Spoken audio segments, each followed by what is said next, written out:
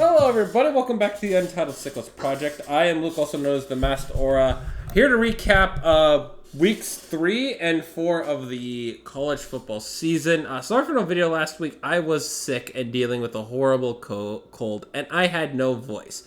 But helping me and joining me today is fellow Untitled Cyclist member... Nickman, hello, it is me. I am a UNLV fan, and I picked the perfect week to join this conversation. God, I wonder what's going on with UNLV today. I can only wonder. Oh boy, there's lots of things have happened. We've got the reemergence of the Pac-12. We have the SEC being as much as a dogfight as we all expect it to be. Don't sleep on the Big Ten either. There's lots of great programs in the Big Ten. But holy smokes. Let's get into it. First one. The reemergence of the Pac-12. And one of the things that just runs into my mind is, oh, this is such an adorable attempt. Me and my toxic brain is being the most toxic it's ever been. I mean, look, I get what they're trying to do, but they're just making a second conference in the Mountain West with extra steps. Yeah.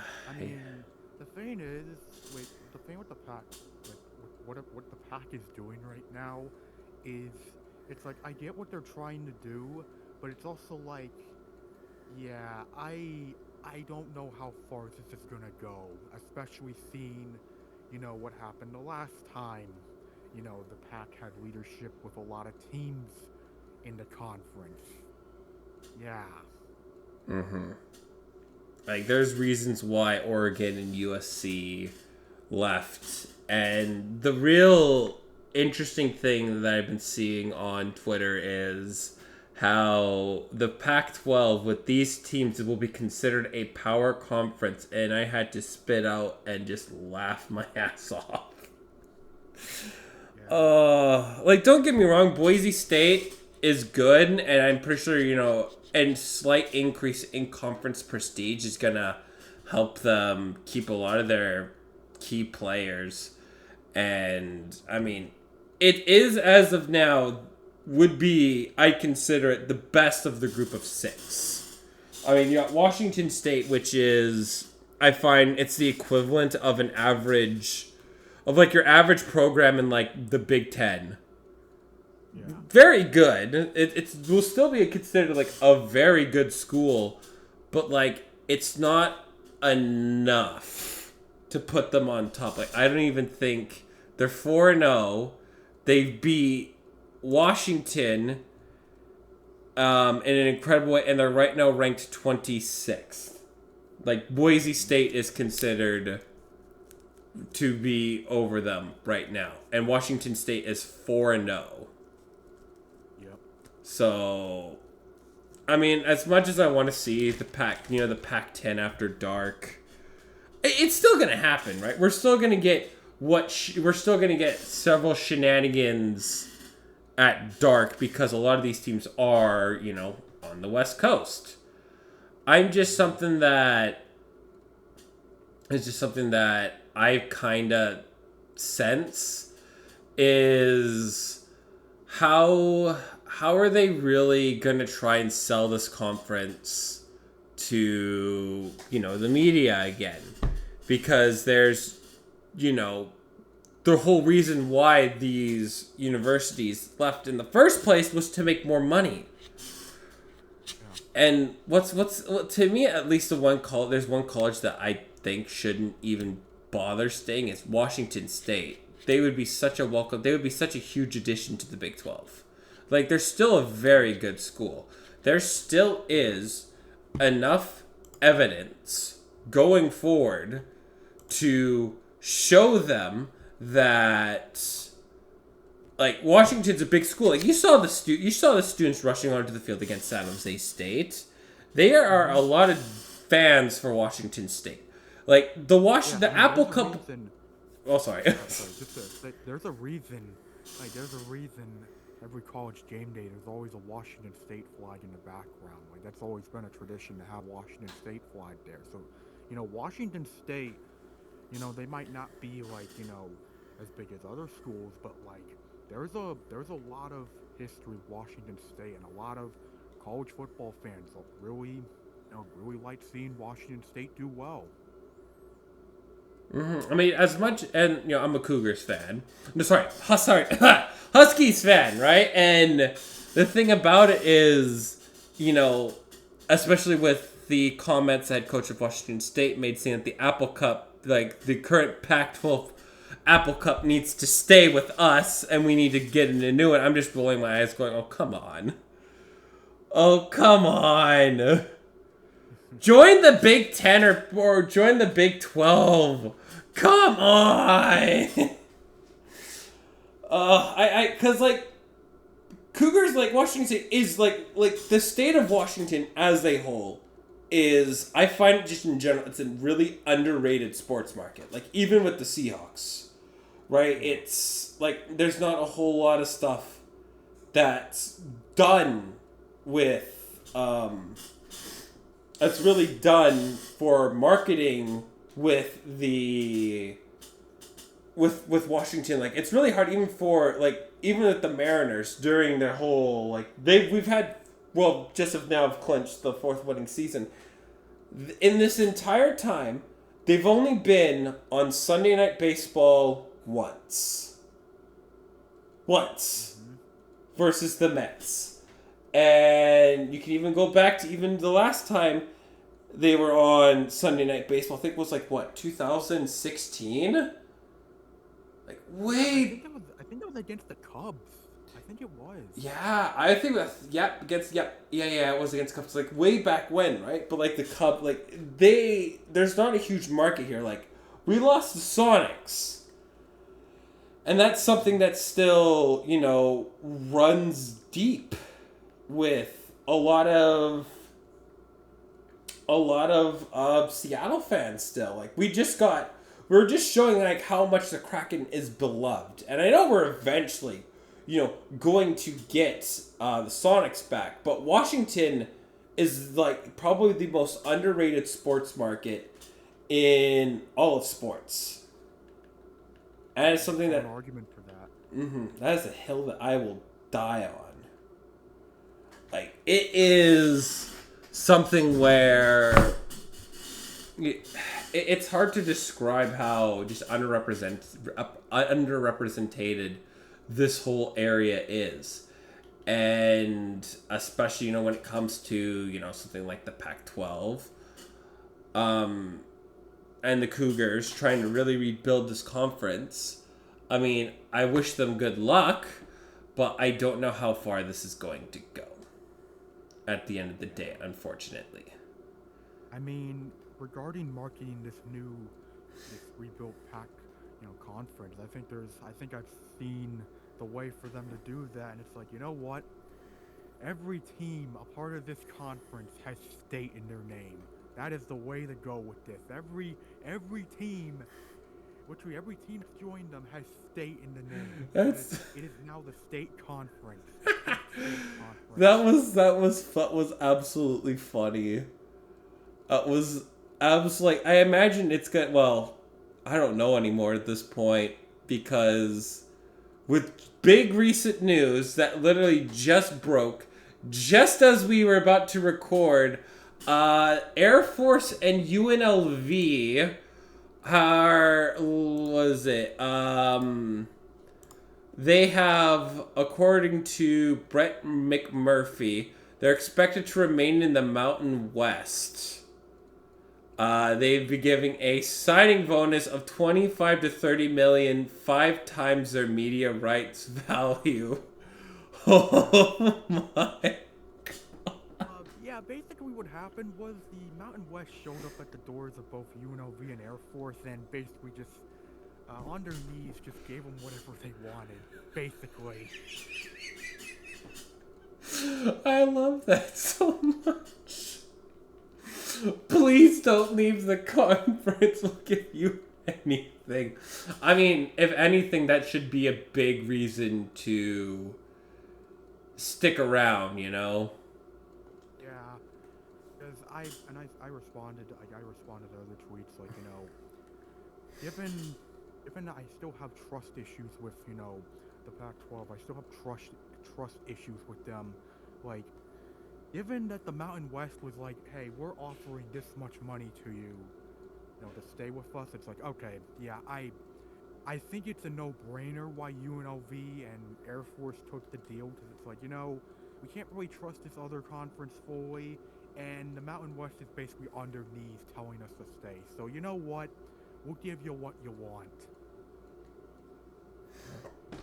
But what would it take for college football to consider the Pac-12 to be a power conference in the college football landscape again?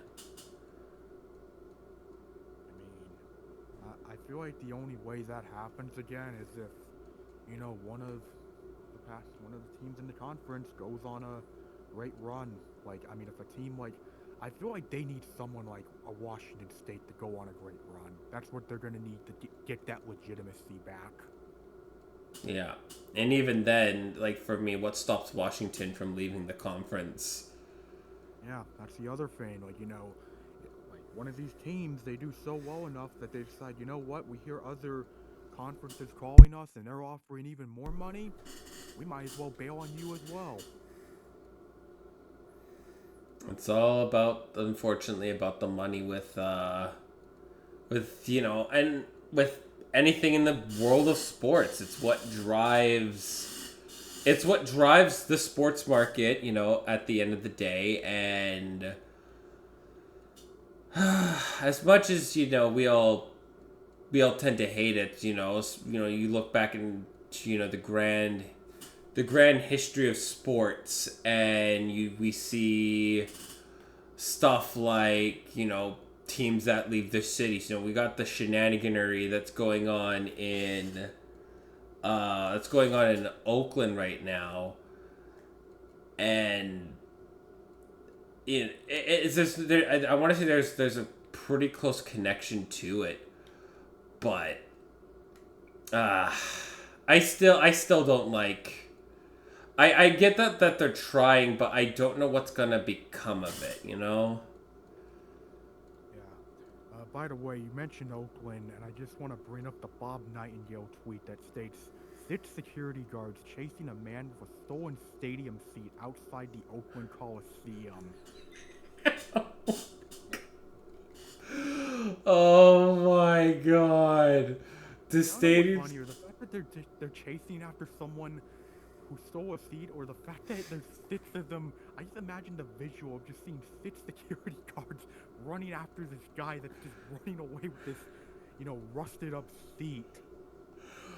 Oh, the stadium's gonna burn to the ground, man. It's gonna burn. It's going to burn to the ground. This is gonna be completely gone. Oh my god. Just as a reminder to those. Well, I mean, this video's gonna be up when we're gonna know what's gonna happen. The aftermath. The city owns the stadium, so just be careful with that. Mm-hmm. It's not, John Fisher doesn't own the stadium. It's the city that owns the stadium. And then there's apparently a team that is also looking to play there next year that's more native to Oakland, so just be careful. Yeah. As much as it'd be funny to see the stadium burn into the ground, we need to chill. We need to just pump the brakes a little bit. Just pump the brakes a little bit. Yeah, don't let the yeah. If you're gonna try and do that, be quiet about it. Like, don't make it a scene, or else they're gonna be on your ass real quick. CC, look at the Vancouver Stanley Cup riots. They arrested so many people that were involved with it, and a lot of them had to serve jail time. Yeah. So, just be careful. Mm-hmm. I encourage caution in the air, so yeah, anyways, Pac-12, good luck. That's all I can say. Just good luck. You're gonna need it. I don't know if the Pac-12 lasts, because I'm pretty sure even though there's buyouts, how long are we gonna see before these universities buy back into the Mountain West?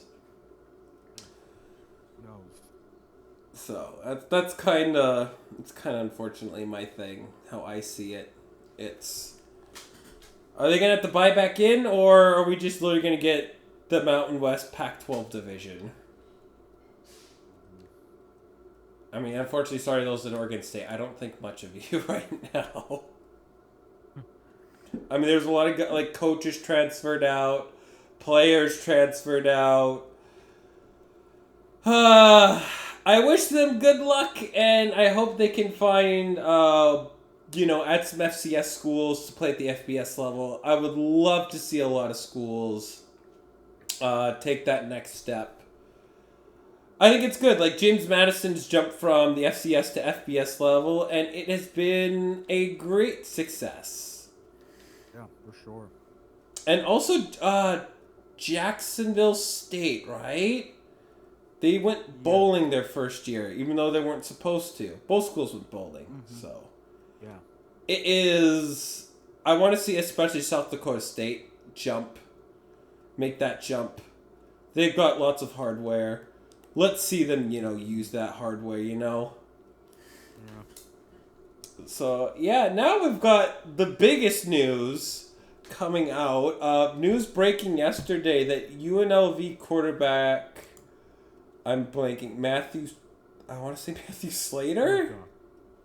Sluka. Has going with his redshirt season and is looking to transfer out. Oh boy.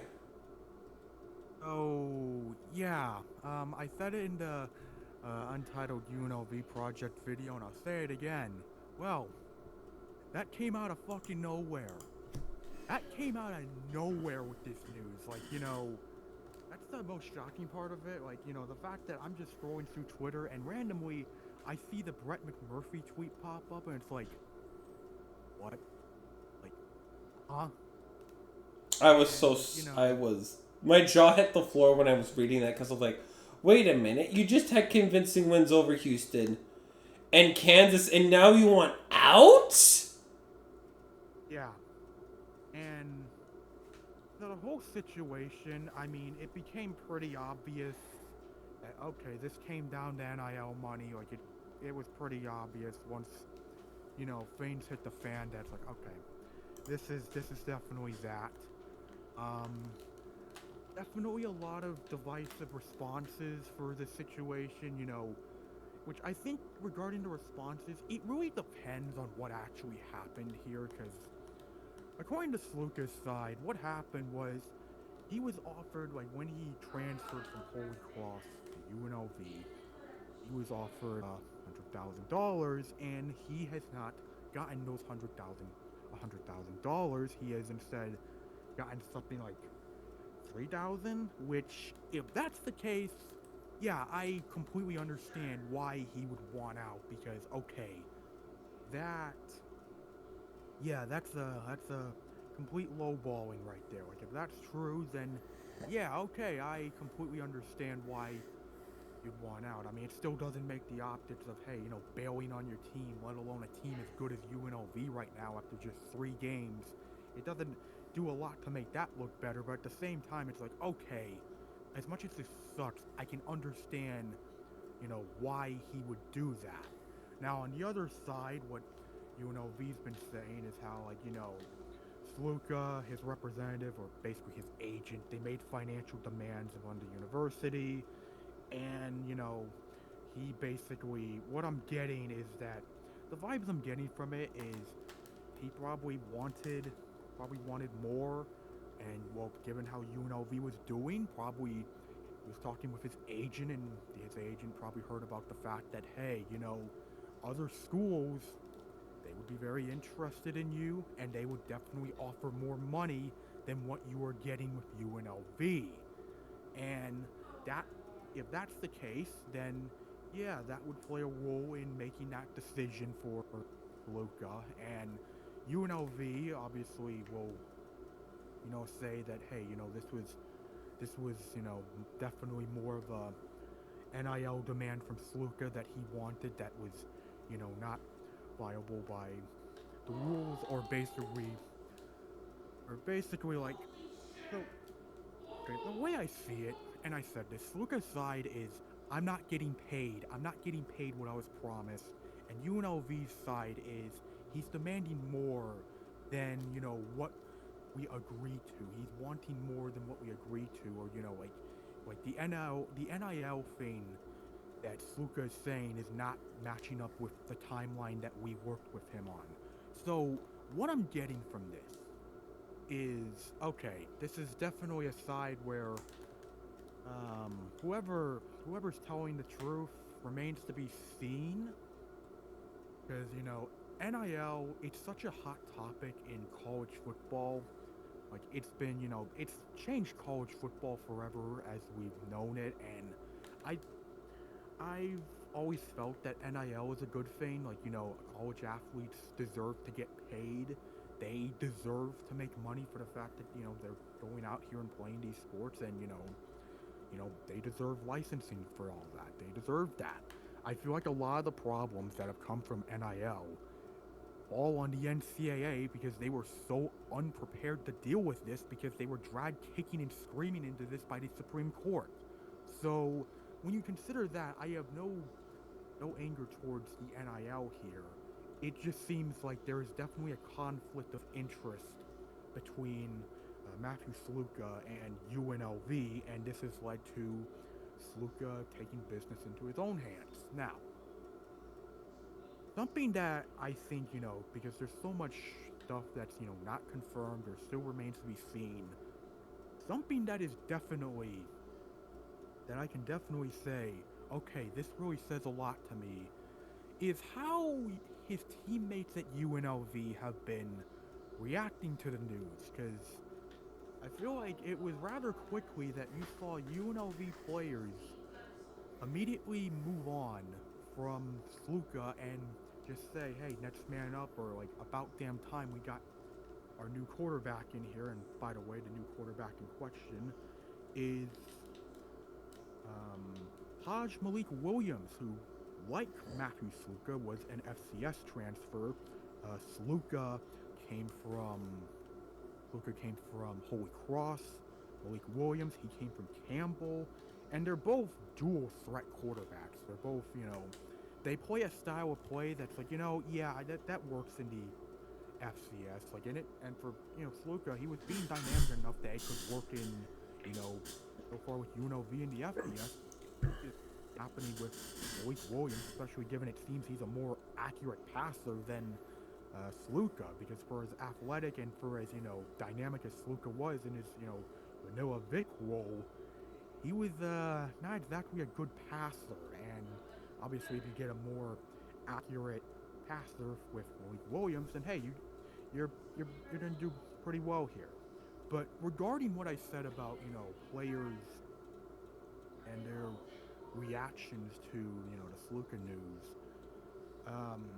I like to bring up our team captain, Jackson Woodard, who is not just our team captain, he's our best defensive player, and he's arguably been our best player to start the season, was excellent in the Houston and Kansas games. He responded on the situation. Regarding, the quarterback change, he had this to say: about time, let's ride. So, hearing that was definitely pretty revealing in more ways than just, the whole fiasco between Sluka and UNLV, because it's like, it just gives me the vibes that, like, okay, perhaps the UNLV locker room did not like Sluka as much as they originally made it out to be, because they feel pretty fine moving on from him. Yeah. I am still, like, I feel like I don't know just the whole story with, like, we obviously don't know, the ins and outs. We're not, Matt Saluka, who he's made his decision. And the way how, I'm torn about it too, because if you're not going to go, if there's like a very low chance for you to go pro, and you see an opportunity to make mass amounts of money at the college football level, go get the bag. Always get the bag. If you could make, six figures playing college football and know that you're not going to turn pro, get the bag. I'll always get the bag. It's the other thing that is you left your team when your team is in the seats for a college football playoff spot. You are very if all you have to do is beat Boise State in the Mountain West Championship, and there's a very good shot that you could make it in. And it's, if you make the first ever college football, right? Boise State's Mountain West, right? Yeah, this is for a football program. This is for a UNLV football program that, playoffs would have been unthinkable before this new change. Like, that would have been unthinkable seeing UNLV in the college football playoff before this season. But with the whole group of five rules and all that, it's like, hey, this is very possible. And not to mention the playoff bracket I only can see the playoff bracket just only going up from this point on. Like, next year it's going to be 14 teams. And then they're probably going to jump. I see them jumping straight to 20 after 14. I just can't help to think and wonder, how I find it just better for you just to play out the season. You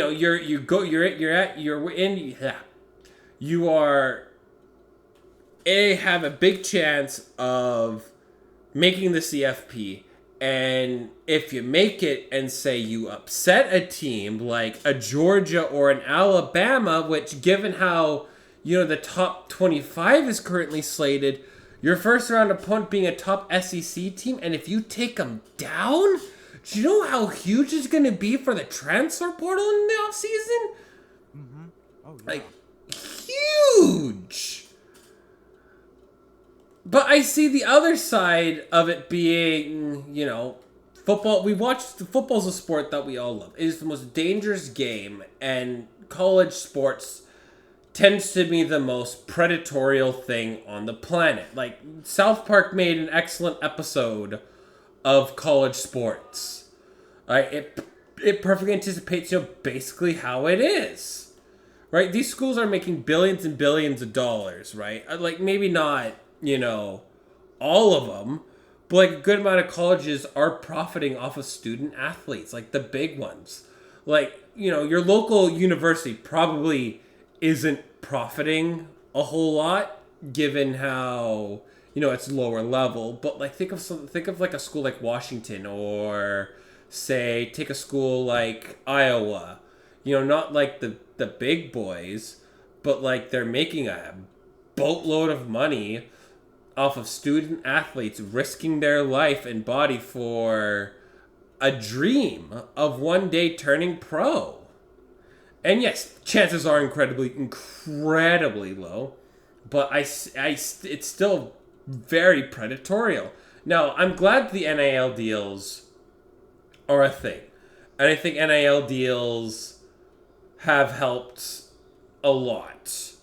It's probably encouraged, players to stay another year, whereas they probably would have declared for the NFL draft.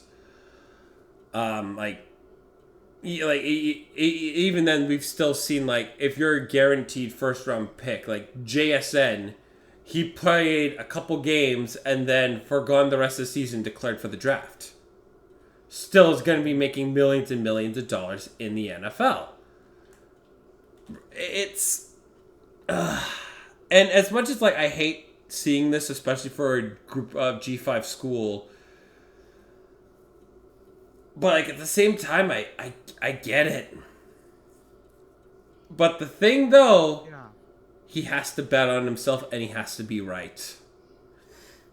Well, let's just hope his agent didn't, because I think a lot of players, too, that you might have sold a lot of fluff, too. Yeah, for sure. right? Like if sometimes, and the greatest lesson that I myself have learned about just life in general is grass ain't always greener on the other side. Grass is not always greener on the other side. Because you never know. You might be looking back at and their current QB. What if he leads UNLV to a CFB playoff and beat a team in the SEC like Georgia, Alabama, or Texas? Upsets one of those schools. Do you know how many SEC teams are gonna come a knocking your way because you've shown you have the ability to ball out in one of the biggest stages possible? You might not be making Shadur Sanders money, but you might be netting yourself a couple $1 million in NIL deals if you manage to pull that off. And that also is a dramatic boost to your NFL draft stock too, I imagine. Yeah.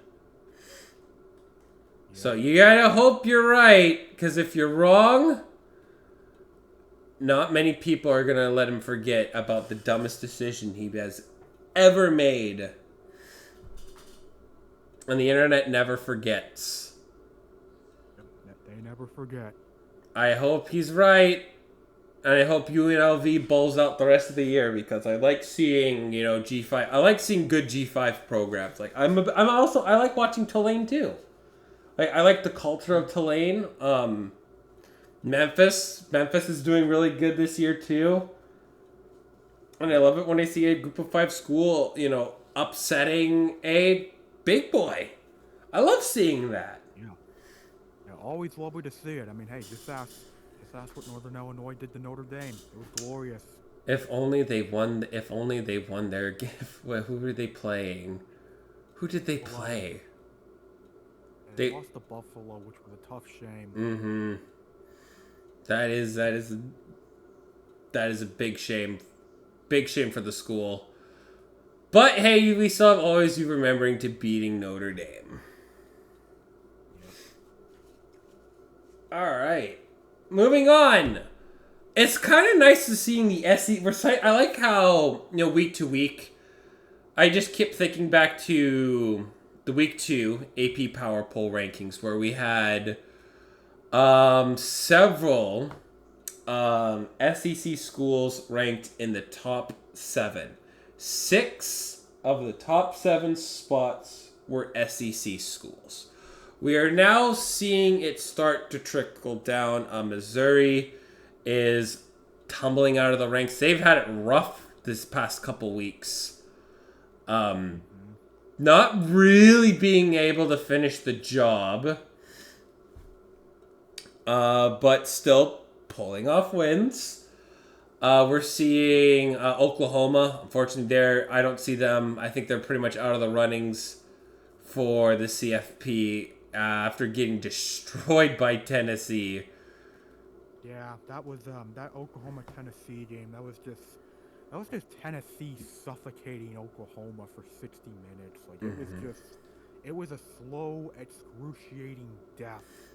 That was just painful to watch if you're an Oklahoma fan. But man, Tennessee looks good. They look damn good. Tennessee looks super good. Tennessee looks so good. I am so excited to see what Tennessee can do. Because, there's right now...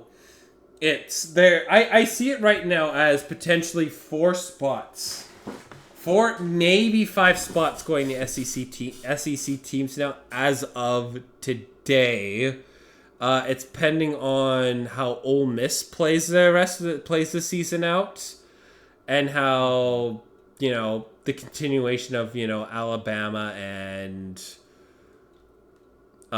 Georgia. There's a huge game on Saturday between Alabama and Georgia. Loser is going to be greatly set back.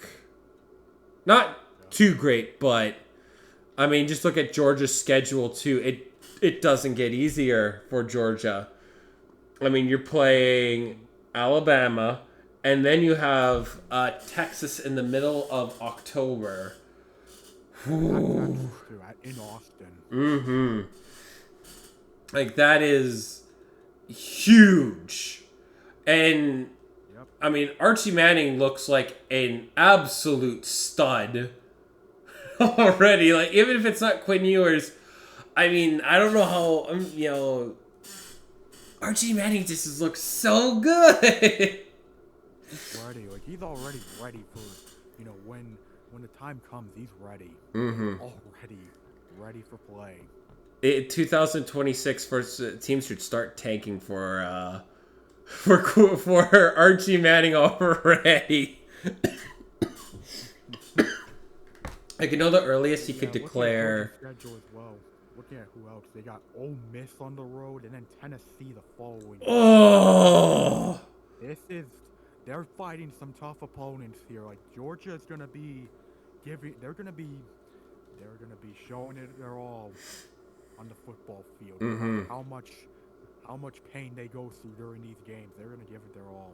It's a schedule that I also greatly appreciate too, because like I love watching big college football games, and especially I love the finale of the Pac-12. It was, I think, a solid, great 2 years to end for the ending of the Pac-12 for what it was. Man, we got some good games at the end of the Pac-12, and to see the SEC go through the brawl, and I really find it really encouraging too that we're getting more playoff spots, because I find it that we're seeing a lot more, like, there's gonna be a lot more spotlight for like the teams that are usually ranked 10 through 20. Like, they're getting a much bigger spotlight too. Like, schools people normally don't watch, we are going to start watching in droves because of it. And my goodness gracious, I just can't wait. I can't wait for the conclusion of the SEC, because it is probably, without a doubt, some of the best football we're going to be getting that we've seen in college football in a while. And one of the big reasons why we should have done a 12-team bigger extended bracket of playoffs a lot sooner.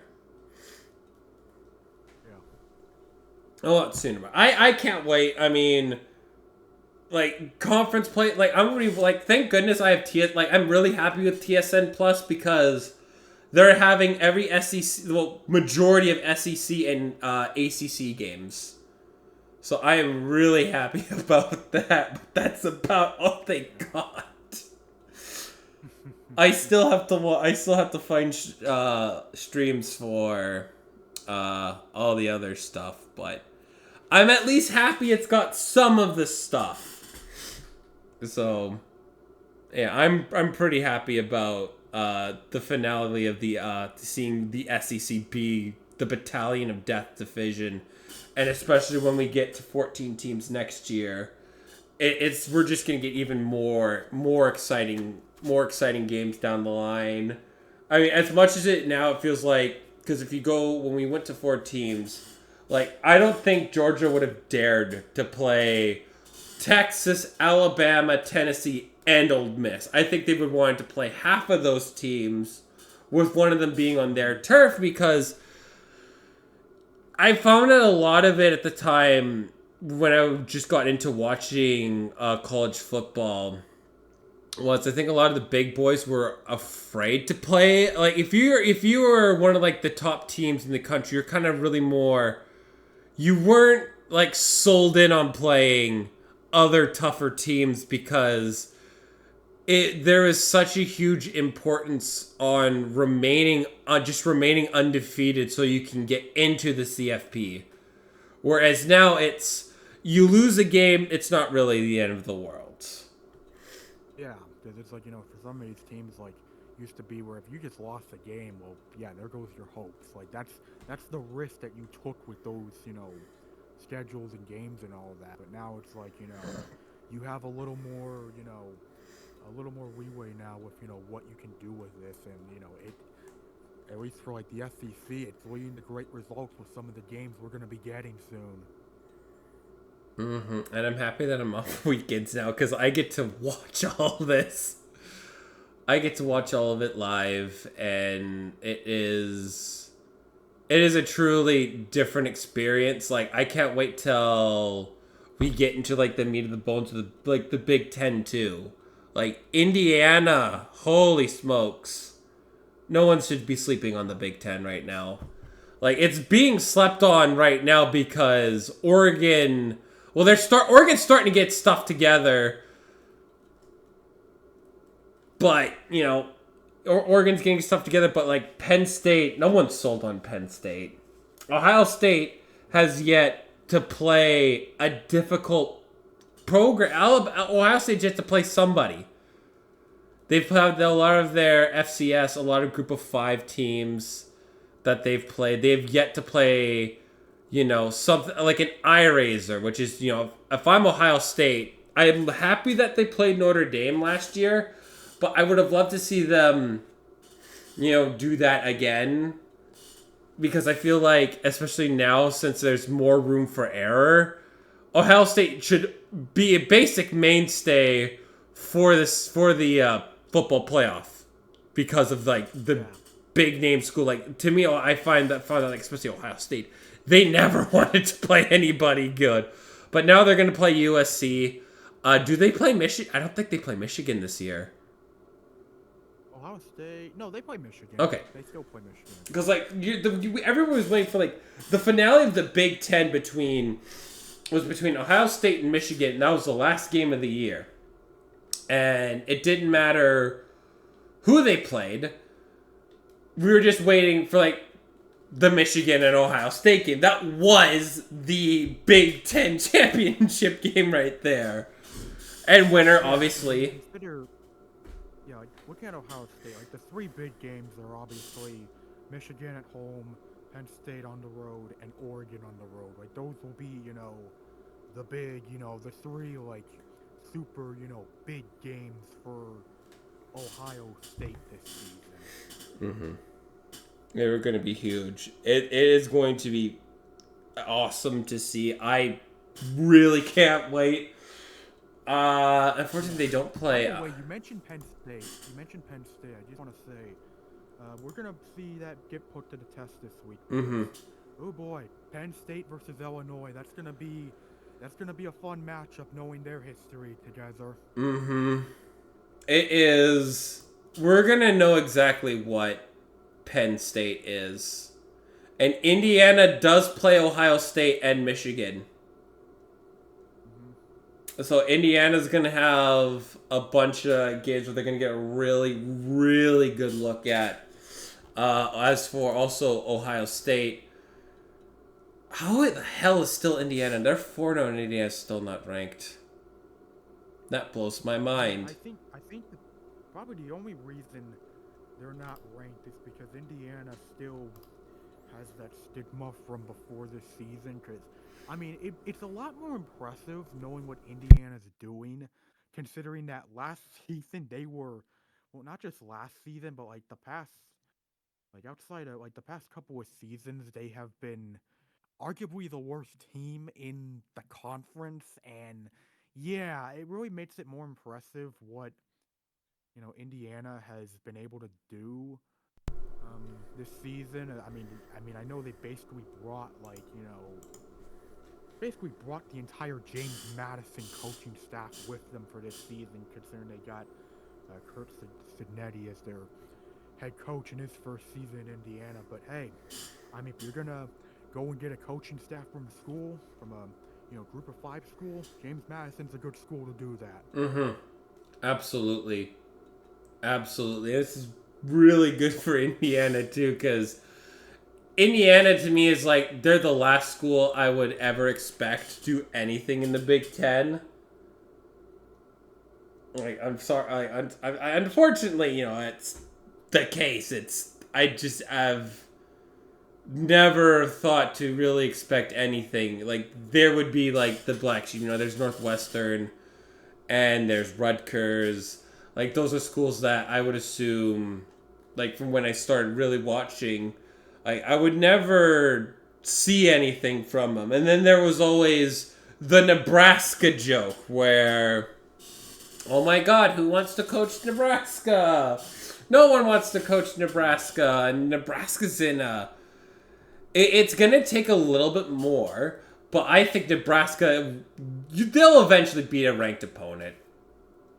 They'll eventually. It's going to happen.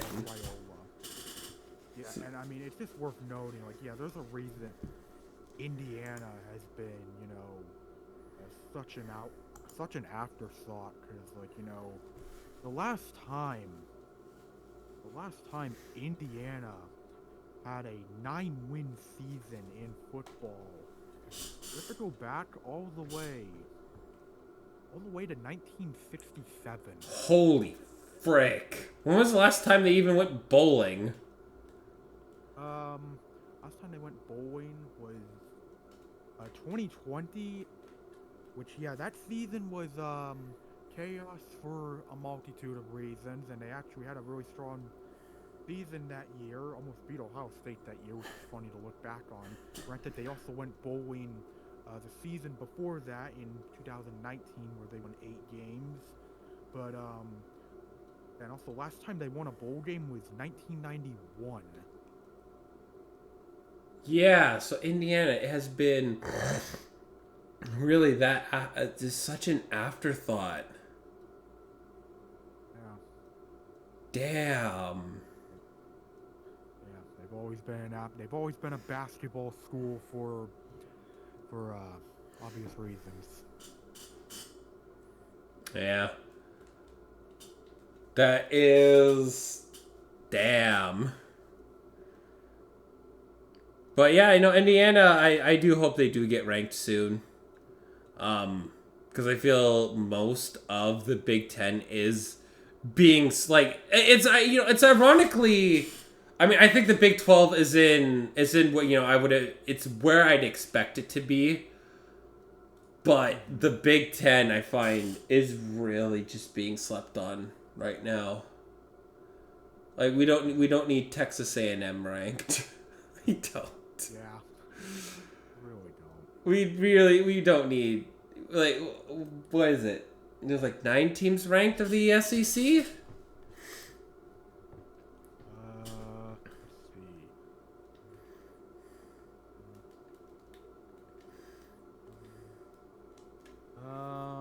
Yeah, 9 SEC teams are ranked. Holy shoot. 9 teams. Dang, 19. Yeah, I was like, because they got LSU. Like, maybe LSU can be ranked for now, but you got LSU I really feel like we need to put a limit on what teams can get ranked. Like, I know the SEC, sorry to all other college fans, it is the best conference in football, but it doesn't need 9 teams ranked. Yeah. It doesn't need... Yeah, especially when it's also a Texas A&M team that had trouble beating Bowling Green, which, yes, I know Penn State also had trouble beating Bowling Green, but I feel like Penn State's at least a little more watchable than Texas A&M currently is. Mm-hmm. Because, I mean, I'm always on A&M hater watch. That's... Yeah. I don't think they should be. That's just how I feel. I don't think they should be ranked right now. But I'm pretty sure that that's going to get fixed. And unfortunately for the Sooners, I don't think they're going to finish in the AP top 25 unless stuff happens. Yeah, not with how that offense is looking for them, because that was rough. That was really rough against Tennessee. Yeesh. And that's still 7 schools. Like, LSU is in the top 15. Oh, what's even scarier? If you really want to look at it like the scariest thing, just in the top 14, half the teams are SEC schools.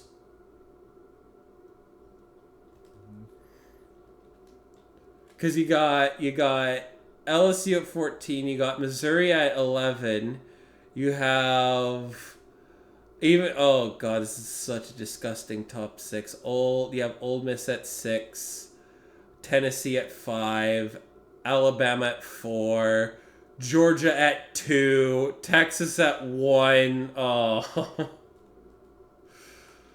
Like, I imagine it's going to change, but I do hope we see less SEC schools. As much as it's the best, we need to chill the F out and let's get, like, Washington State should be ranked right now. And I think Indiana should be absolutely ranked right now. Like, those two, I would easily have in the top 25 right now. But it's a list that changes so much from week to week. Like, we're gonna see more group of 5 schools in the top 25. I imagine the middle of October we're gonna have, I think, a really good idea of who we're going to see play in the CFP probably by November. And even then, that could change because upsets are a common thing. Nothing's guaranteed. Like, even this ranking, I was like, this ranking was, it was hard for me to do because I didn't want to put, like, the stereotypical teams that we see in there all the time because I need to see a convincing victory for me, right? And, Yeah. like, Texas A&M, you beat Florida, and nobody expects Florida to do anything. They have just the hardest schedule. Yeah, So God knows Florida might. I might make a video on Florida with how their football programs. yeah. It's been a yikes. Mm-hmm. So, yeah. We're gonna have to wait and see what happens, but it should be something to watch for the CFP landscape down the lines.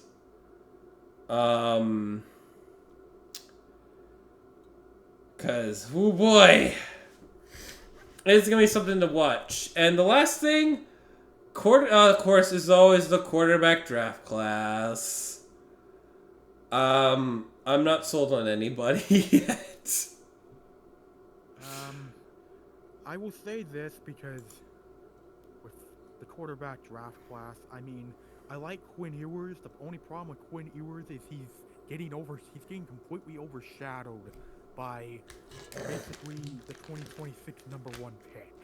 He's getting overshadowed by him, so it doesn't paint Quinn in the best light, even if it's really not his fault. Mm-hmm. But I do want to see how Quinn, responds going forward, because he will get more opportunities still, knowing that this is still his time to, be quarterback, while Arch, awaits his inevitable, march to the top. But looking at other quarterbacks, I mean, I will say this, even though I will always have questions about his attitude and his locker room mentality, I will say Shadur Sanders has played well. He's played better as of late. He has played better, and granted, yes, some of that was just how wacky that Colorado Baylor game was. I mean, that was a greatest game right there. I still need to watch that because I got called into work. So I mean, I know where it's. I have the the site that I use. It's currently archived on there. I'm gonna really look more into that game to see how well because like my thing with Shadur Sanders, with the thing that I kind of look lost at with the first 3 weeks, is he looks for the home run ball way too much. Yeah. That's what I've seen. And I've seen just from the highlights I've seen, it's all home run balls. I mean, my favorite Shadur like I think he's clearly got the talent. It's more just can he, mature into a more like maybe a more stable or calm quarterback. Mm-hmm.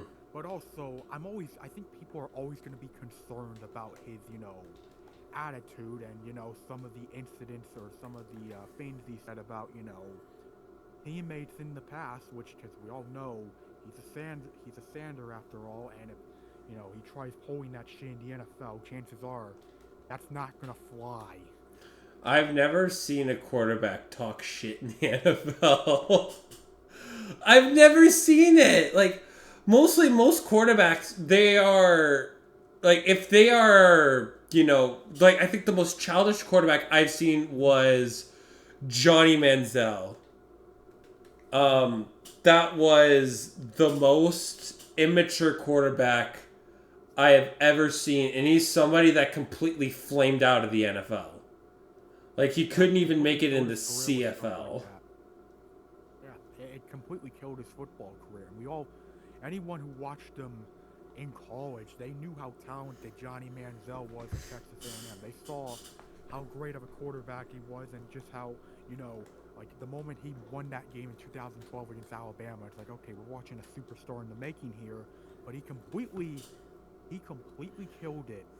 Completely killed any career he could have had with, just such a poor attitude and an even worse work ethic that he had with the Browns. And granted, I know it's the Browns, but man, Johnny Manziel did himself no favors. Mm-hmm. There was no favors whatsoever. And the unfortunate thing is, it's people remember him more as a bust than what he did in at college. And we've seen Shedeur Sanders, have these amazing games. He's had a lot of phenomenal moments at Colorado that makes you, when you look at him, it makes you go, wow. Like, that is really amazing. It is amazing to see him, pull off these feats of efforts. But then on the other hand, I just can't help but look at, I see a game like against Nebraska. You saw the first half to where he really couldn't handle it, and that's going to be your typical NFL offense. Yeah. Like, unfortunately. That was definitely rough. That was very rough. Mm-hmm. And we all know, like, the greatest strength in NFL defenses is the fact that they play two high safeties because they don't want the fastest wide receiver burning them, going deep. And what is all the things that he's really known for is guys go deep. Mm-hmm. So, I mean, no doubt, I think he'll do. I think they should at least be going bowling this year. I'll be absolutely stunned if they don't. And I will cry if they don't, because Taegen and I have a bet going on right now that if they're at least 6-7 wins, nothing happens. Which, thank God. But if they, don't win 6 games, then fluff. Yeah. So now, looking at the two other quarterbacks in the spotlight right now for this quarterback class, I will say this: I know he played terrible against Kentucky, but I will say Beck has a chance to redeem himself against Alabama. Mm-hmm. If he has a great game against Alabama, I will be willing to put Kentucky aside, because here's the thing with Carson Beck is I do think he's got the talent to be a first round quarterback. I'm just not sold on him being the top quarterback. I'm not sold on him being a top 5 pick, because I watched games like he had against Kentucky and I just sit here like, yeah, that reminds me why I'm not exactly fully sold on the guy. And the thing with Carson Beck is he was a quarterback last year where it definitely took him time to get going. Like he was a quarterback that was honestly a lot better in the second half than he was the first half, which, that can happen with quarterbacks. But for someone at Georgia, where it's like, Georgia plays a tougher schedule in the second half, where it's like, hey, that's definitely worth something. Like, okay, like Carson Beck has something here where if he can, play well, then hey, he can definitely be something here. But given how bad of a game he had against Kentucky, just how lifeless the Georgia offense looked in that game. This game against Alabama in Tuscaloosa, in Alabama, it's a huge test, and I feel like this is the game where a lot of NFL, draft analysts, a lot of, scouters, they're going to be watching this game. This is the big test for him. This in the Texas game, it's going to be the huge test for Carson Beck to see if he really is that guy for this, upcoming NFL draft class. Like, the thing that, I mean, even though he had the terrible game against Kentucky, I'm like, I can kind of write this off because Georgia is playing a very difficult schedule. And to me, I find that kind of overrides anything negative that could happen. I think that kind of overrides, you have a couple bad games against, your first half against Clemson wasn't very good. And then you have, absolutely an absolute stinker versus Kentucky. But, like, you go and ball out against Alabama and Texas, I think your transgressions can be absolutely forgiven. Absolutely. I can forgive the poor start. Because I think, and especially too, Georgia should be in the CFP, even if they're not even in the SEC championship. Agreed. Based on prestige and conference, based on just the prestige that they have built over these years. Like, sure, they won't have the first round bye, and they might have to go on the road. It's still going to be, Carson Beck is still going to get endless chances to really showcase what he's got. He's going to get a lot of chances and a really in-depth look of what he can do, which is what and it's going to be a thing that we're going to look at, when we expand the college football playoff. Like, say there's a great, excellent quarterback, but like the rest of the team is not so good. You're still going to get, he still could get a look at a really, an additional big game that's going to be considered more important than just your regular bowl game. Like, yeah. That's something we're going to be seeing. Yeah, and, moving on from Carson Beck, because I feel like, this week will really tell us what we see in him. If there's any quarterback who has been seeing his stock rise up the draft rankings, at the start of the season, I mean, it's no doubt it's Cam Ward. His stock has exploded this season. Like, I mean, he was going to be, like, at worst, like, in the, first 3 rounds. Like, at worst, he was going to be, like, a day 2 draft pick, but he's risen from day 2 to day 1 pretty fast. I've seen him kind of having the same rise that I saw Michael Penix have when I was talking about Michael Penix during the season. That's kind of the rise I was seeing. I viewed even Cam Ward as a 3rd round pick when he declared for the NFL draft. I thought, he was a 3rd round pick. Even though Washington may have not had the greatest season, I thought he, with the stacked quarterback class, he realized, play another year, make more money. Increase your draft stock, increase your guarantees. There's nothing wrong with doing any of that. Just so that way when time does come, you put, it's more money in your wallet. Like I've said so many times, even just on the podcast, it matters so much just by being a 1st round pick. Just even the top 40, because there's so much money that's just guaranteed. Like, it's insane how much money and how much incentive it is just to guarantee yourself to be drafted in the 1st round. Like, the amount of money, like, if you're projected a 1st round and like say you fall to the third round, that's a lot of money that you have lost. Oh yeah, sure. Like, sure, you could ball out and eventually earn that big boy contract, but like it pays to be a first round pick because you've done enough to just make it. Just to make it, just as an individual, you've done enough to make it.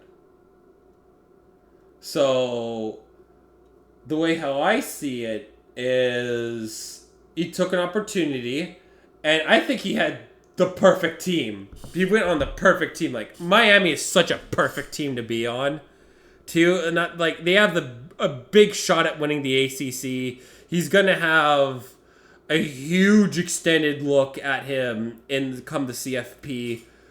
And I mean, if he makes it the semifinals too, like, his draft stock is only going to rise up. And I have a friend, someone who I did a lot of YouTube with in the early days. He's really excited that Cam Ward is playing for Miami right now. And he's having a fantastic year. And in terms of this quarterback class, like, we didn't even talk about Jalen Milroe, who's he hasn't done much to really showcase his stuff, whereas we've seen other players showcase their talents at this level. And Yeah. I mean, it's gonna change starting conference play next week. It's gonna be important, absolutely important for him to play at these to show your stuff.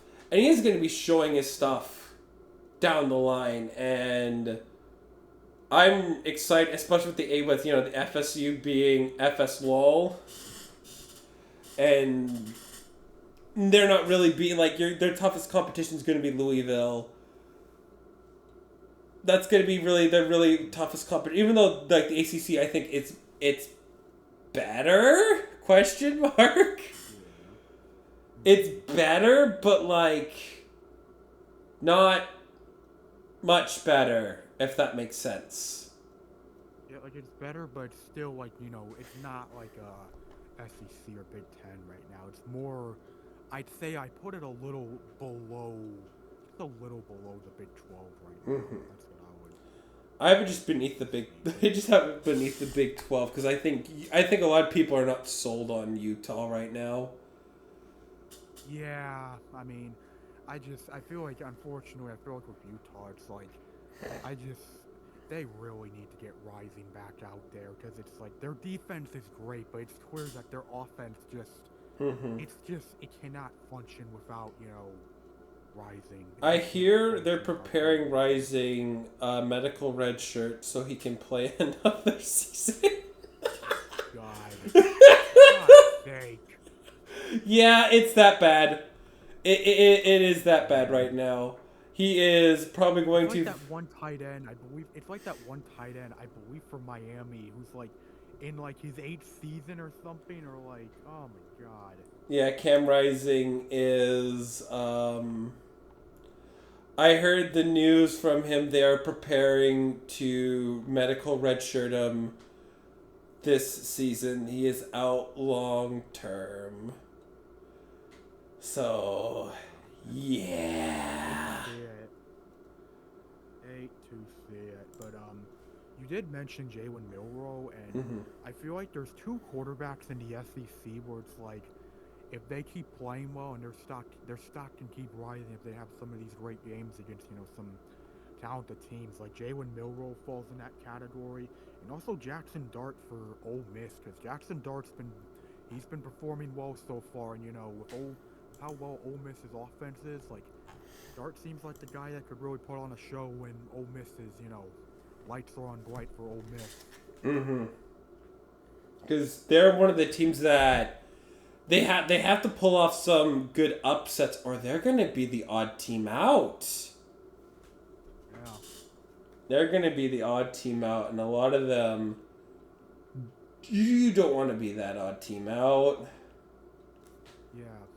And going back to what you said about Ward, and it's like, hey, and guys who where it's like, you don't want to take that risk where it's like you can be projected first, like in the first round, but then something bad happens or things don't go to plan. All of a sudden, you fall to the third or fourth round, and that's actually what happened.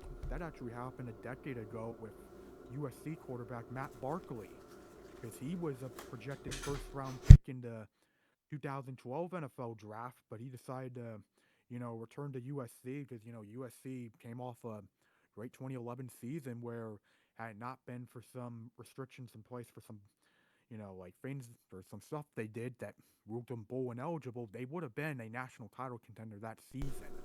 But because of that, he decided to give it one more shot and did not go well. USC went, they had a very disappointing 7-6 season.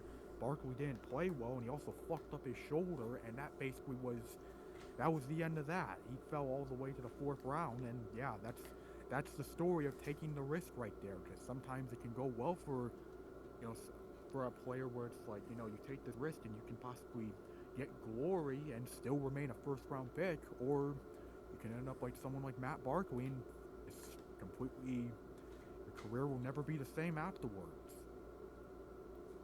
Yeah. That is...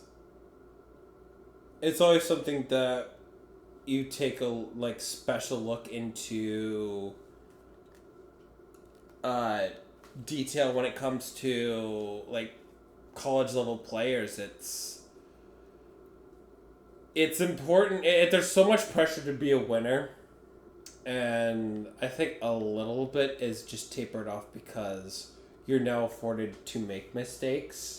Because I imagine as soon as the CFP realizes just how great, a football equivalent of March Madness would be.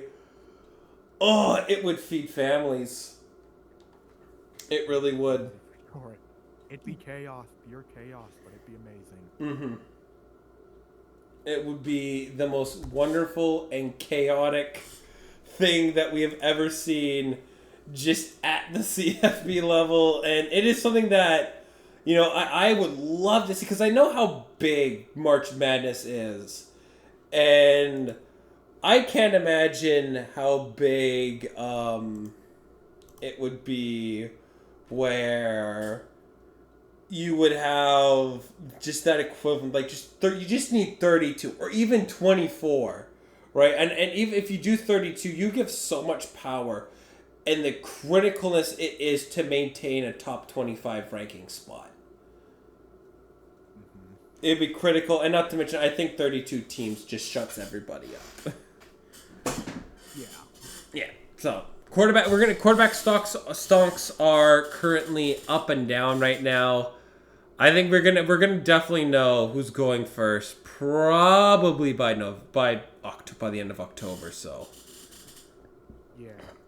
Yeah. I'm just gonna say regarding these quarterbacks, there is a brick wall staring at them that is currently holding down the number one pick, and his name is Travis Hunter. Oh, he's so good. But I don't know if there's a team that desperately needs a quarterback. Do you go somewhere? Do you go take a quarterback? Because, if you're a team that's let's say, the Patriots, and you're going to be rolling with Drake May, you're taking Travis Hunter in a heartbeat. I gotta imagine Travis Hunter on that team. Oh, God. But imagine if you're the Carolina Panthers. That's going to be the toughest decision that organization will have to make. And especially Tennessee, too. Yeah, Titans, too. If you have your quarterback already in your system, I think taking Travis Hunter is the easiest decision right now. If I were to look at it, I think the number one landing spot is New England. It is absolutely the Patriots. They have the QB already. And then you've landed Travis Hunter. Oh my God. Yeah. And not to mention you're Travis Hunter too. New England? Hell yeah. Drake May, I mean, that's That's a blessing you making for Travis Hunter right there. Mm-hmm. But it really does depend, as you noted. It depends on how these quarterbacks develop over these upcoming months and what they show these NFL teams in the, developing process. And it also depends on, okay, who gets the number one pick and how bad is their quarterback situation. Mm-hmm. If it's as bad as like the Panthers or the Titans right now, then it makes the decision a whole lot tougher. It is. It is the hardest decision that these teams are going to have to make. As much as I love Travis Hunter, we have put this high value on quarterbacks. It's as high as it's ever been. I think it's equivalent as to how many teams viewed running backs in the 90s. Like, there is a huge emphasis placed on quarterbacks, and it's a position that's just only going to get more valuable as teams are desperately trying to find the guy at the long term for the long term future. So we'll see what happens, but the final thing is Nickman reacts to my crackhead top 25. So, all right. Number 1 is Texas. I've Texas at 1. I've liked the fact that they played Michigan in Michigan. I've liked how they played Alabama in the year before that. They played Alabama in Alabama, and they've also hosted Alabama the year prior to that. So I like how Texas builds their schedules. I really like how they do things. I want top teams in the CFB to do what Texas is doing because I find it just so much better. Sure, you still have your group of 5. Sure, you still have your FCS opponent, but at least have one game. I just want one game where you go up against a juggernaut. It's so much better for the sport, and I appreciate Texas has a lot of my respect for that. I have Ohio State at 2.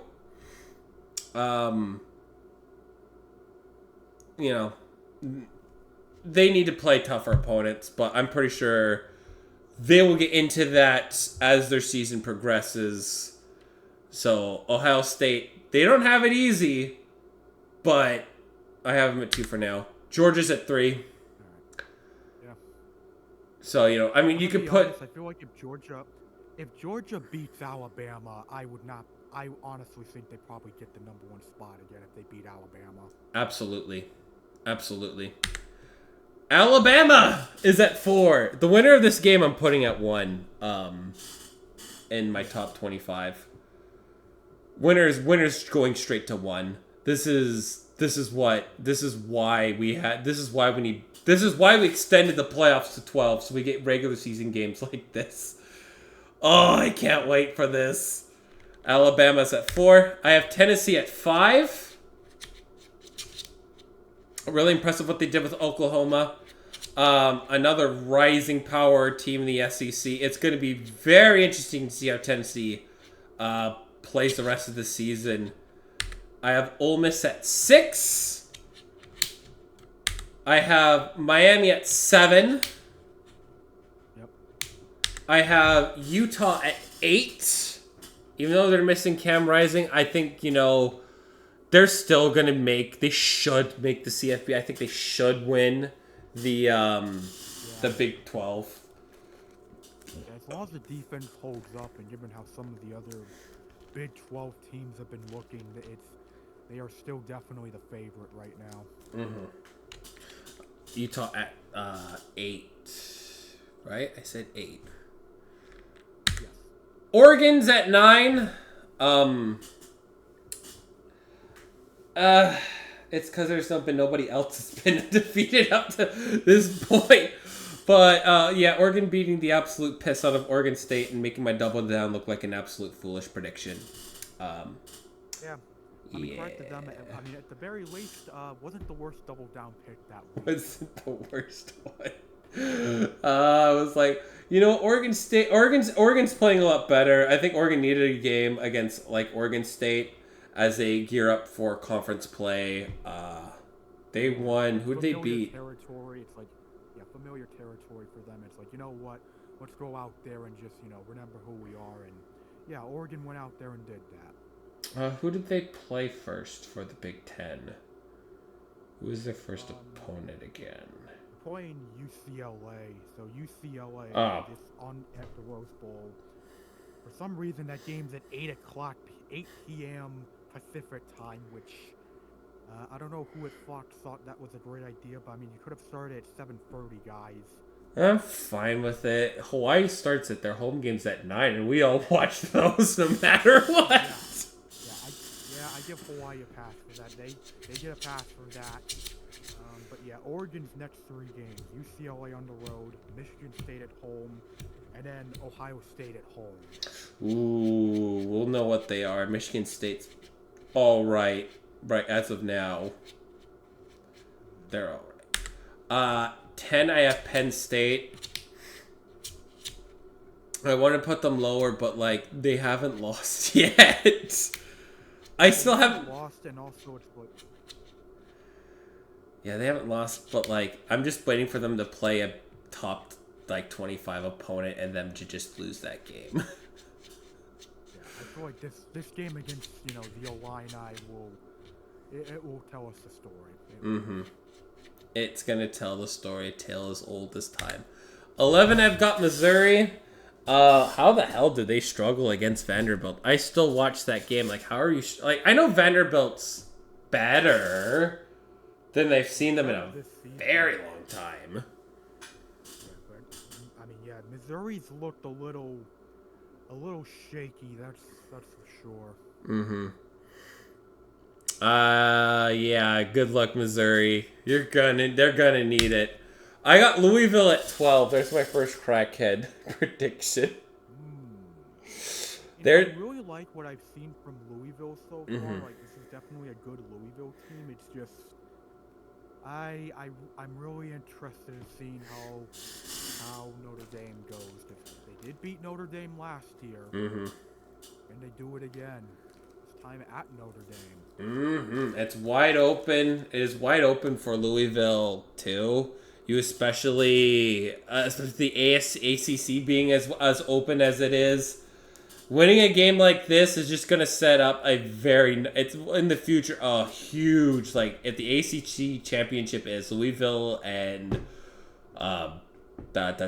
Miami, holy smokes. Like, that's, like, it is going to be probably the most slept on game, but it's going to be a really good game. At 13, I have Iowa State. There you go, Spencer. This is the Spencer boost right here. There you go. See, Spencer? I put Iowa State. I put them at 13 for you. They just They benefited from USC losing. Yeah, if Utah stumbles or like their offense just completely causes their defense to run out of gas, like I could see Iowa State being that team to possibly jump up and possibly try and steal that spot from Utah. Like, it's possible. It is very possible. Not to mention they have St. Louis Battlehawks coach Anthony Beck's son at QB. So that is really nice to see. Good to see, as us watching Tier 2 football. Really nice to see some names like that. I like seeing some names. 14, I have the Fighting Alumni. I have Illinois at 14. I mean, Illini defense looks a lot more like it did in 2022, and Luke Altmaier's been playing very well for them. Like, I felt this before the season. If Altmaier would develop, I was pretty sure the Illini would make a bowl game. They might be striving for more than just a bowl game now with how well he's been playing. It is, like I say, I've said it, the Big Ten is so slept on. Stop sleeping on the Big Ten, man. You guys gotta stop. We gotta stop sleeping on the Big Ten. There is some good schools in the Big Ten. I hope for everybody's sanity that, like, 5 of the 7 spots that are going to non-conference championships aren't going to the fucking SEC. For everybody's sanity. So We do not need this. We do not need that. we don't. We don't need 5 SEC teams and 2 Big Ten teams. Like, we don't need that. Well, next year you can do that, but not this year. Good Lord, please no. Please no. 15, I have Indiana. They're in the top 10 in offense and defense. I see you, and I see them. I see what they've done on the field. This is a shame that the school isn't, like, I get why, because historically they've been bad, but stop sleeping on, like, come on! I have them ranked as high. They're not even 26th, man. That's the crime of the century. I mean, I'm not gonna put them top 15 yet, but I will say Indiana. Yeah, they're making a well-deserved case for being ranked, because it's like, it's not just that they're 4-0; it's that they look good being 4-0. They look a convincing 4-0. They have dominated games. They kicked the shiznits out of UCLA. Like, even though, UCLA, won't do anything that special this year, the fact that they still done it and they've looked good, like, this isn't like your stereotypical, like, Big Ten game where it's like the 10-13 where a team throws an interception that causes another interception that led them to kick the game-winning field goal.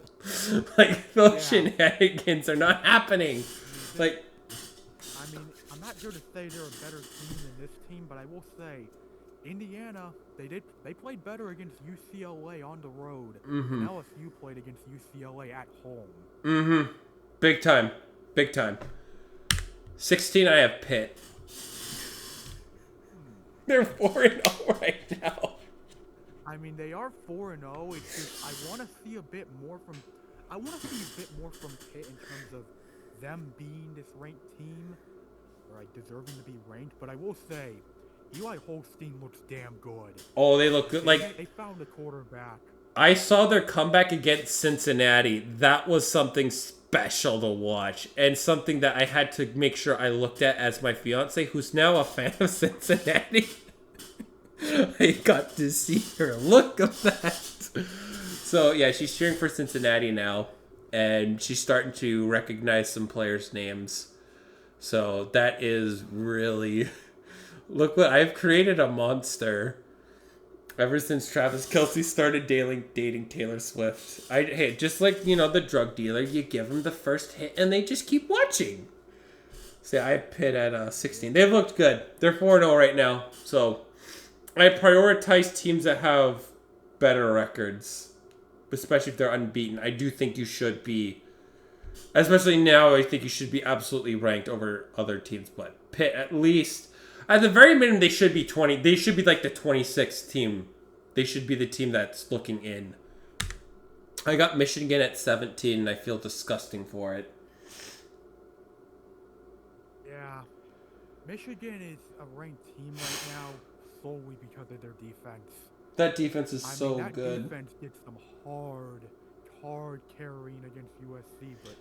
They threw for less than 50. They threw for less than 50 yards. Yeah. Michigan, they do not have an offense, but more specifically, they just don't have a quarterback. They don't have a QB.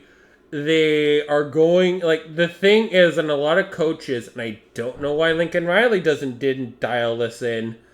They're going to play smash mouth football. They're going to run the ball at you over and over and over and over and over again. Like, that's their formula right now. But I feel disgusting. Michigan's at... It's ugly. It's ugly as hell. It's sickos. It's a pure sickos football team right now. But hey, when you got guys like Will Johnson and Mason Graham on defense who both look like top 10 picks right now, like, you're gonna rely completely on that defense. Absolutely. And I hate that I have to put him at 6. What is it? 17. So yeah, I hate putting them at 17, but man, that defense is so good. Like they're not gonna they're not I don't think they're gonna make the CFP, but their defense is going to put a really they're gonna make people have a lot of unfun days alone. Although I do look forward to Washington and Michigan. I think that game is going to be it's going to be the game of punts. Yeah, it's gonna be that's gonna be a very low scoring game. It is. I can't wait. USC is at 18. We were talking so highly of USC, and then, well, no, they're not there yet. They're like, I think they're almost there. I think eventually they're going to be like a top 10 lock, but not yet. I think the good news is Lincoln Riley, as of now, has done enough to save his ass. Yeah. It's hard going on the road and beating Michigan in Michigan, right? So I can give a little pass because they did beat LSU earlier this year. So they have had that impressive win, and they're gonna have a lot more opportunities. So for USC, it's not over, but it's almost over. They need to. The game versus Notre Dame at the end of the year, I fear, is going to loom large. It could make or break this team, but I even if they don't make it this year, I see next year. I got Liberty at 19. So I've had Liberty around the same spots. I'm not trying to raise the Group 5 teams too high yet, but Liberty's done what they've needed to do. They're my favorite for the Group of 5 for now. 20, I have Washington State. Okay, I agree with this one. Definitely. Washington State. I mean, it hurted my soul to put them over Washington. Washington's not even in my top 25. I was so annoyed watching that game. Like, their quarterback is good. Like, they have, like, after when I saw the Apple Cup, I was like, okay, Washington State needs to be in the Big 12. Do it. Stop this trying to rebuild the Pac-12. Oregon State can get left behind, but Washington State, you gotta fight some better level of competitions. No offense to the Mountain West, unless you're playing UNLV and Boise State. All right, like, the thing with Washington State that I find funny, the thing that I find funny is how, like, honestly, like, yeah, it's definitely weaker competition they're playing, but it's like, you know what, they're 4-0. I'd be fine with them being ranked. Like, they're a fun enough team to watch. Where it's like, yeah, rank them. I'm gonna rank them now. If they go 12-0, do they go to the CFP because they don't have they don't play in a conference championship? And they're not considered in the one of the big boys. Do they sneak in? That will cause quite the conversation. Mm-hmm. Seeing how Washington State is already on the cusp of being ranked, I mean, if they go 12-0, I think they would force the CFP committee's hands. I think they really would. Mm-hmm. Like, they beat Texas Tech, they beat Washington. Like, Washington, I consider to be in, like, the 30s right now. Like, you beat Texas Tech. I gotta see how they do down the line. Do they play UNLV or Boise State this year? They play Boise State. I think, oh yeah, they play Boise State this week. That's gonna be a big one. That's a big one for them. I just need them to play. If they like played more difficult schedule, I'd be more sold out on the Cougars. But go to the Big 12. Save yourselves. Don't stay in the Pac-12. Go to the Big 12 already. Play better competition. It's better for the school. But Washington's at 20. UNLV is at 21. UNLV 21. I think even with their quarterback losing their quarterback, if he's your other quarterback's a similar archetype, the game plan doesn't change. And they are starting conference play this week, so that is Fresno State this week. Oh yeah, it's he's gonna get a little tune-up beforehand, so I don't see Fresno State doing that great. But that's just I don't. Mountain West is one. It's not the funniest the MAC, and may not be as interesting as the Sun Belt, but the Mountain West does have some real dogs in there. You know, they got some dogs. UNLV is one of them. For sure. Don't sleep on UNLV. Notre Dame I have at 22, and I hate myself for putting them at 22. I still think the winning in Texas A&M, beating the shit out of Purdue, and then they beat the pants out of school in the MAC. A second MAC did not hit the Notre Dame tower. It was close, but they woke up and absolutely did what they should have done against NIU. And it's not over for Notre Dame, but lose against Louisville and your season is done.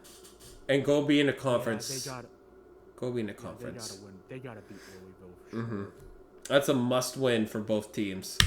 23 at BYU. They destroyed Kansas State and it wasn't even close.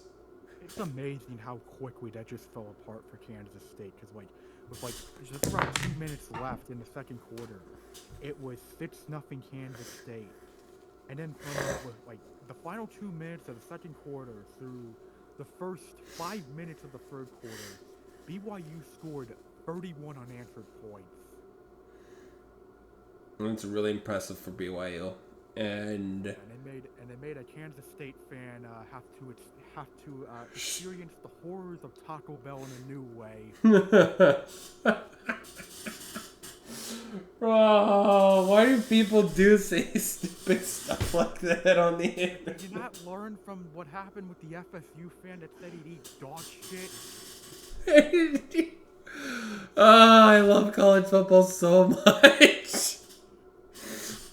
24, I have James Madison. JMU. Yeah, oh yeah. Oh my god. 70 points against the Tar Heels? 25 points in the first quarter alone. Like, I have loved James Madison since they have graduated from FCS tier. They have been so amazing to watch. What's funnier to me about James Madison doing what they did is that the previous week they only scored 13 points against Gardner-Webb, and then they go against North Carolina and drop fucking 70 on them. I love this so much. So, yeah, James Madison, they've been fun. They're a fun team to watch. I hope they make, this is, if any group of 5 teams make it, I hope it's James Madison. Because they've been so much fun to watch for the past 2 years.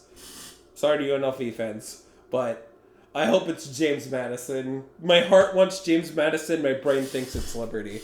And 25, I have UCF. They're 3-0 right now. They're playing Colorado this week. Mm-hmm. Big game against Colorado. So that is my top 25. I look like a crackhead, but it's understandable, some of them. And I will refuse to rank LSU and Cincinnati. Sorry. So, I mean, LSU and Clemson. And there you go. You got it right. Yeah, LSU There. and I will. I also almost put Washington in. You said, I believe you said earlier you were talking about I think you've gotten Washington and Washington State confused at times. Yeah. Just worth noting, but there's only enough room here for one Tigers team in this ranking. Mm-hmm. I'm sorry. I mean, there's only I'd love to put LSU, but I have way too many SEC. I didn't have Oklahoma ranked, and they played a top 5 team. So, Yeah, to Oklahoma fans and to all the SEC schools that are not in there, there's too many of you. I can only put in so much. And only care about so much. Other schools need to get noticed too. So, I think for SEC teams, I think how I will do it from now on is that if I see you making the CFP, you're going to be in my 25. If not, then don't lose games, forehead.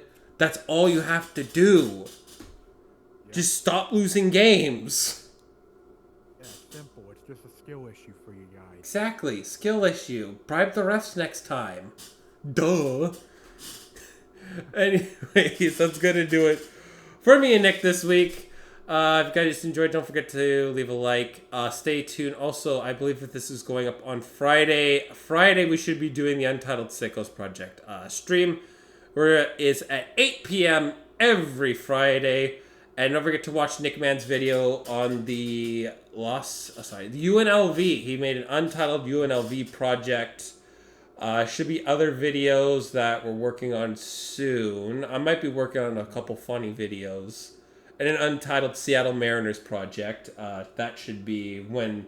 I'll make that when we're officially eliminated. We're not officially eliminated yet, but that's when I will... Right now, I'm working on a weekly Raiders recap, because I feel like after last week, they kind of deserve a recap, because that game was game against Carolina was something. And I'm also working on now that the season is basically done for them, I might be working on like an Untitled Cubs recap, where I just look at like what I want this team to do for the off season, what changes need to be made. So kind of similar to what I think Luke might be doing for like the Mariners and all that. So yeah, just worth noting. Worth noting, yeah. Don't forget to follow everyone on their social medias. Join the Discord if you haven't already. And we'll see you next. I'll see you for other videos. I don't know what I'm going to do yet, but I'm going to just talk it over with Nick what some of them I want to do. There's one I really, really want to do. And I think it's going to be... I need to make sure I have levels of Taegen salt to do it, because it is... I saw a post on Twitter, and basically the title is games that are labeled as woke. So I need to go through that, and I just need to just make fun of it. So it's going to be a fun recording, and I hope Nick has so much fun editing it, because it's going to be a funny one. Alright, we'll see you guys later tonight for the Untitled Sickles Project. Later.